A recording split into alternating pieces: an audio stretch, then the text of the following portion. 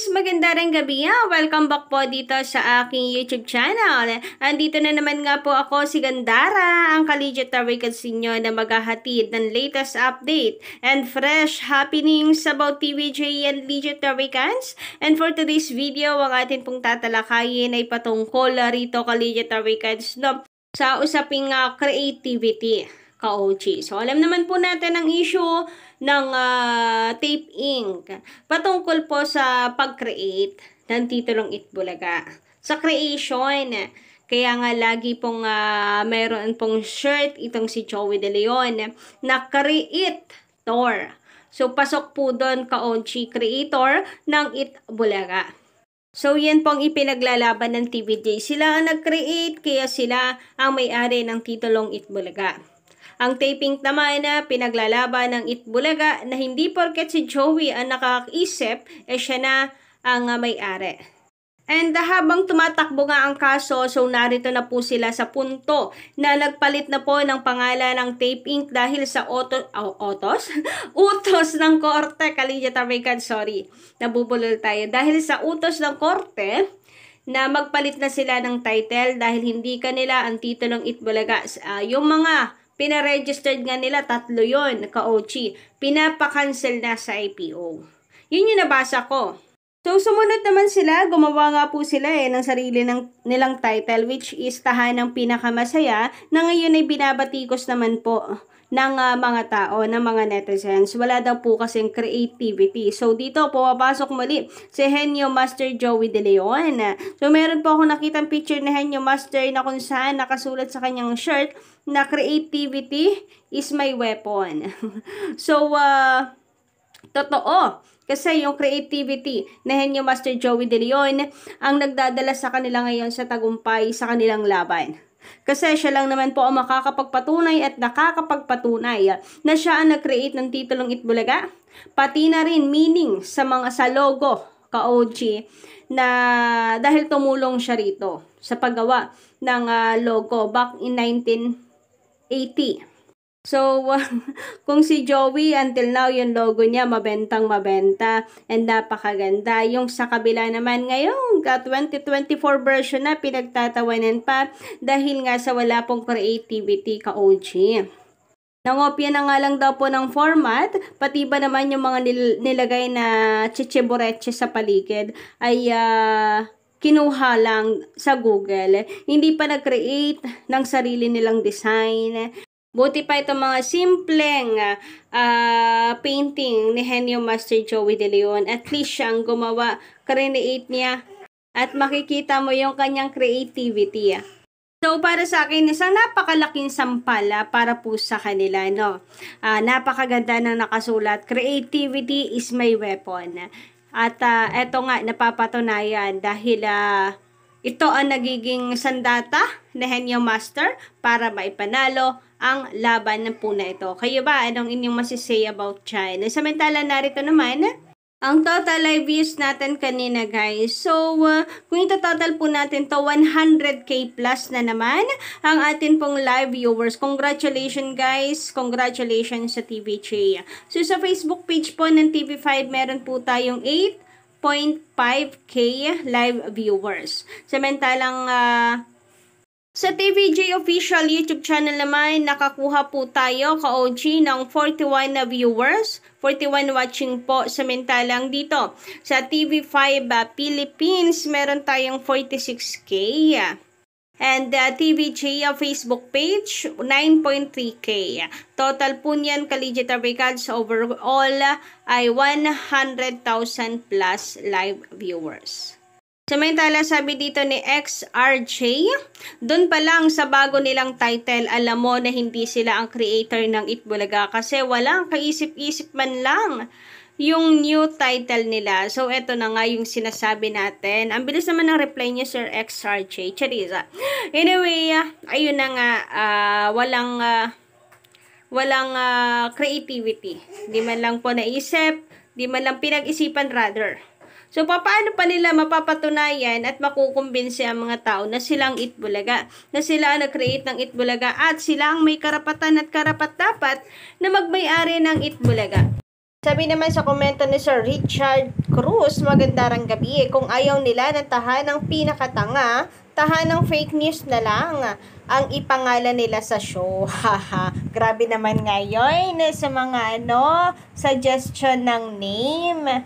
Pero yun nga talagang meron din daw po kasi talagang mga fake news na inilalabas. Kagaya po nitong pagpapalit ng mukha ng TVJ at nila Paulo Cointis, Yorme at Buboy. Doon sa sa Pure Gold, 'di ba pinalitan po nila yung pangalan?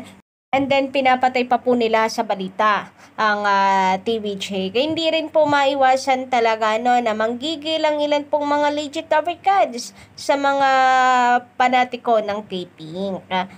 Samantala, sabi naman sa komento ni Sir Romeo Obispo, magandang gabi. Thank you so much sa patuloy po ninyong pagsuporta sa aking channel.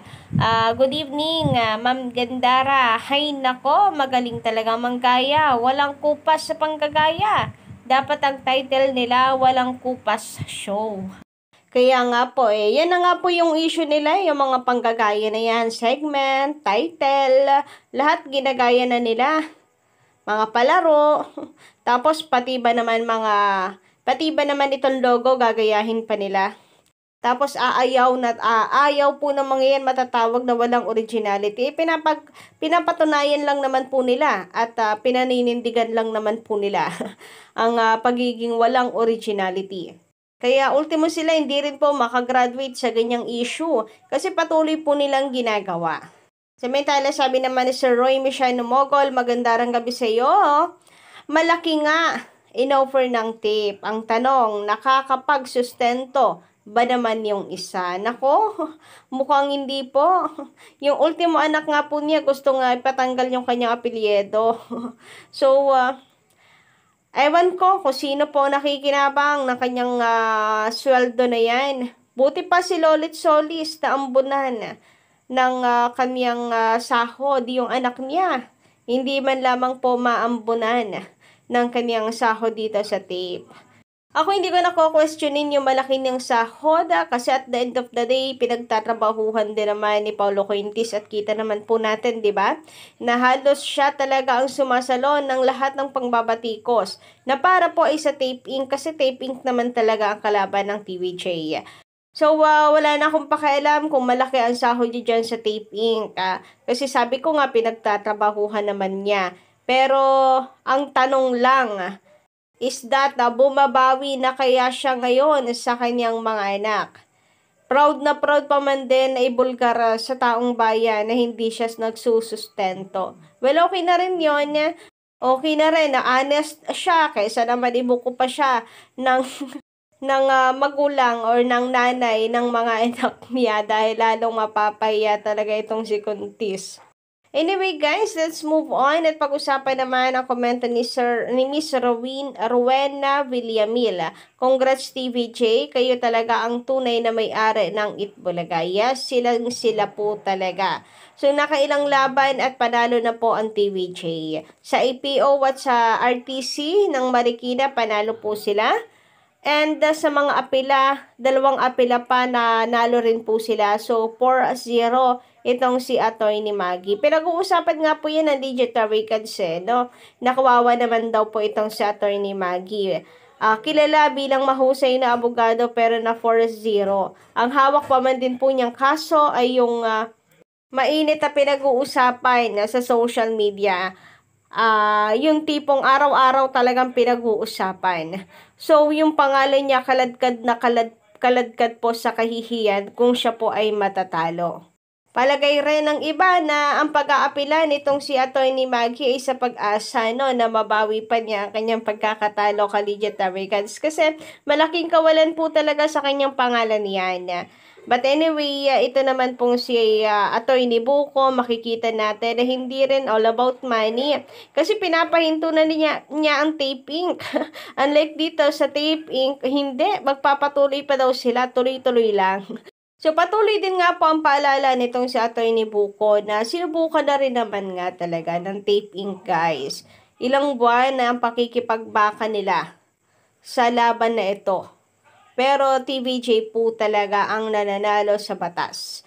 Kasi ang katotohanan, yun po talaga ang matibay na pruweba at hawak ng TVJ. Doon pa lamang sa walang kontrata ang TVJ sa kanila, talo na po talaga agad ang Tape Inc.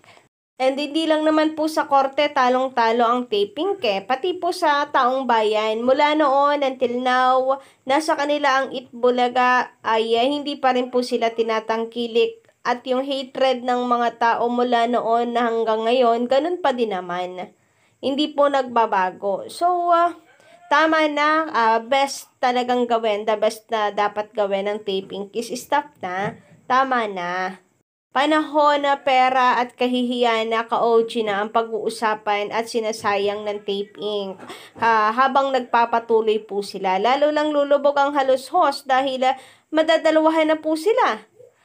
Itong si Romeo Halushos na sipa po, 'di ba, bilang representative sa kanila pong lugar. Tapos ngayon, dito naman another case, ka-OG, matatalo sila. So, unti-unti ang paglubog ng kanilang pangalan pag nagkataon talaga. Pati po sa Attorney Maggie, madadamay pa.